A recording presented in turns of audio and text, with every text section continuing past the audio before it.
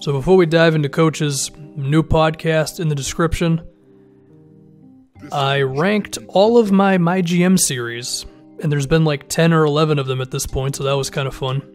And then I talked about Ready Player One and Love, Simon. Two very different movies. So now if we get into head coaches. So in a typical season, my pick for Coach of the Year would be Greg Popovich, and I wouldn't really think much else of it. I think this season is interesting. I think Popovich is one of the potential Coaches of the Year. And the thing with this award is, it's a little tricky because there are different ways you can go about making your pick, right? You can go with, well, which team just runs the best stuff and exploits the most matchups and generates the most open looks and moves the ball the most, and well, that's it. And if that's your criteria, which I do think is valid, then I think you're looking at like Popovich, Brad Stevens, Quinn Snyder, I guess, right? But then you look at, or some people do, you look at expectations, right? And you say, well, this team, I thought they were going to be this, and they ended up being a lot better. And then I think you look at like the Indiana Pacers in that example, or the Celtics given Hayward's injury, or because of Kawhi's injury, the San Antonio Spurs, right? And then I guess the Toronto Raptors are in this weird in-between where I'm pretty sure everybody thought they were going to be like around the 1 seed this season, but they've also had more ball movement and they've just played more like a team as opposed to DeRozan and Lowry do everything and just do a million ISOs and pick and rolls. And then there's always Mike D'Antoni, who has put together a system with Houston that has just been so good and perfected around Harden and Chris Paul, just attacking big guys on switches, lobbing it up to Capella, and then just kicking it out to all the three-point shooters they have, and then switching everything on defense, right? So there's a lot of little things that can separate one guy from another, and I mean, we might as well just go down the list a little bit here. So in the Eastern Conference, I think the three main ones would be Dwayne Casey on the Raptors, Brad Stevens on the Celtics, and then you get to name McMillan, who in terms of expectations maybe has the biggest case here, because I don't think anybody expected the Pacers to be as good as they are right now. And they're, mid-40s in wins or so, right in the middle of the Eastern Conference playoffs.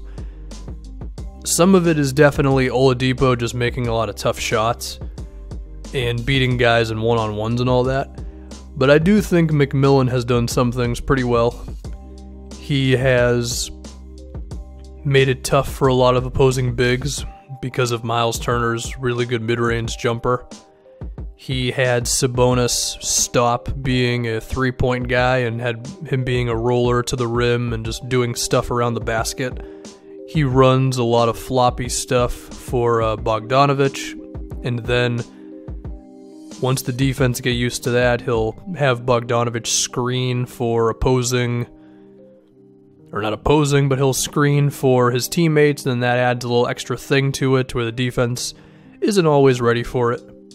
And then they've also done a good job of not turning the ball over and not fouling. So they're not beating themselves too much. And then you just put all that in a blender and it helps that you're in the Eastern Conference. And boom, 46 wins currently.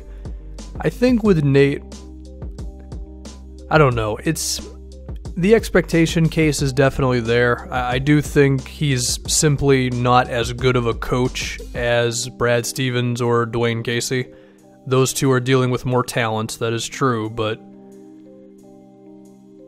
I do think at a certain point there's a bit of a cutoff, and it's fine being in the conversation, but I just don't know if his job as a coach has simply been good enough to win the thing. But he's done pretty damn well nonetheless. Now, if we can get to Stevens and Casey, I mean, the Raptors did not suffer a significant injury this season. The Celtics did. And once Hayward went down, I think a lot of people I mean, they thought the Celtics would be like a mid-tier team in the East. Number 2 right now at 53 wins. And the recent stretch that they have been on, where they have won 6 in a row currently, and they have just a super depleted team. No Kyrie. Jaylen Brown has played a little bit lately. I know Al Horford missed at least 1 or 2 games in there. And they've been beating good teams. Toronto, OKC, Utah, Portland. Some of these games on the road. And they've been doing it in very creative ways. Sometimes Stevens will call a zone. Sometimes he'll just have Monroe or someone just attack the glass on the offensive boards. I think a lot of it is the defense, but, you know, they've just been able to do just enough offensively to kind of squeak by and really make these games ugly and just find a way. You know, Terry Rozier hitting some tough three-pointers I think helps them out too, but yeah, and then of course Stevens just on a night-to-night basis, the system they have with all the movement from the ball, players, shooting a million three-pointers, handoff plays, and all that stuff. I think Stevens has a real case. Do I think he has a better case than Dwayne Casey? Well, the Raptors, they move the ball more often this season. It's not just, like I said before, it's not just ISOs and pick and rolls all the time. But I do think Stevens has had a more difficulty given the injuries to the team, so I would put Brad over Dwayne Casey. So if I'm going to pick someone from the East, it would be Brad Stevens. Shout out to Brett Brown. I think he's doing a good job with Philly, but I don't think he's in this conversation. Then if we get to the West, I think it's between Popovich, Quinn Snyder, Mike D'Antoni, and I think that's about it. I mean, you know, Terry Stotts has done a cool job of improving Portland's defense, but I think there's a difference between him and some of these guys. I mean, Quinn Snyder, his system is pretty impressive. I do think, I don't know, it's just like with Gobert, they're good. Without Gobert, they're not as good. And Mitchell has bailed them out offensively a bit this season. So I do think that might be a way to knock him down as opposed to Popovich and Mike D'Antoni. I guess with Houston, I think a lot of it depends on your expectations of them going into this season, you know? Did you think they were going to be a 57-58 win team? Because if so, you might look at this and they're going to win 60, I don't know, 65, 66 games or something, and you could say, well, yeah, like they should win, or he should win Coach of the Year. You could also say that there have been injuries, because there have. Chris Paul missed a stretch, James Harden missed a stretch, and these guys pretty much never fell off. And the system they have is kind of perfected at this point with